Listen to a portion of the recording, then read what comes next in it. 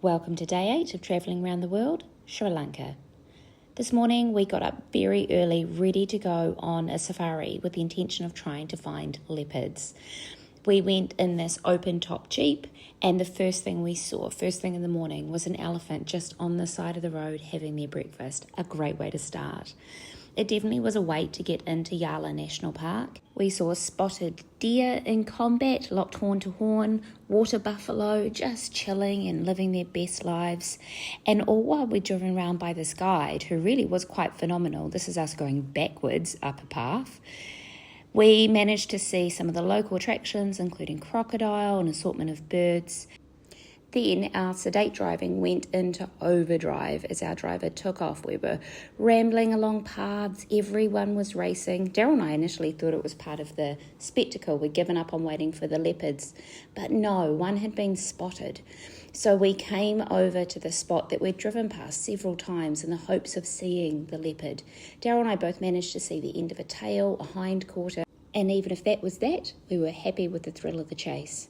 We next managed to come across some elephants in the wild, and these were so much more enjoyable than those in the park the other day. Watching this one just amble across the road without a care in the world was such a highlight. And then right behind came a little baby elephant. It was so cute. More wildlife was seen, and then we paused for a break over on the beach, a chance to stretch our legs, go to the bathroom, and just take in everything that Yala National Park has to offer. It really was beautiful. More elephants along the way, this one with tusks, which is quite unusual. Seeing animals in the wild is so much more enjoyable.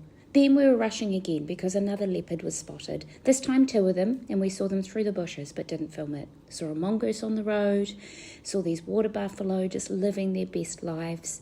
And it really was a chance just to enjoy the park and nature in its finest. We again saw a few more birds along the way, this one with another crocodile. And then as we left the park, we came across a little, I don't know what you call them, a collection of monkeys.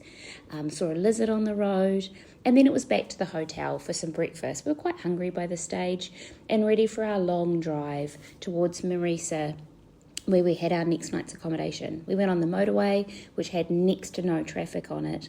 Time for a quick outfit change as we headed down to Marisa Beach.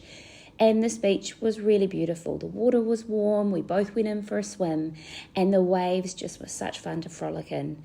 So this is us just before we hit the waves, and here we are just after we've come out, drenched but happy. Once we dried off, it was time for a quick stroll and then a stop for ice cream, which the Petersons just love, as you can tell by this little clip. We enjoyed the sunset here, and it really is just a great chance to relax. Very Eastern European feeling on this beach, lots of Westerners here. We went back for a quick shower and a chance to freshen up before dinner at Coco Gate. It was made in this great little restaurant where everything was cooked in front of you. Daryl had the kotu, which is this beautiful dish of Sri Lanka, and I had a roti. And we spent our time here really just planning what we're going to be doing over the next couple of weeks, how we think we're going to handle our time as full-time travellers. And once the plans were made and a meal deeply satisfied, it was time to head to bed and get ready for day 9.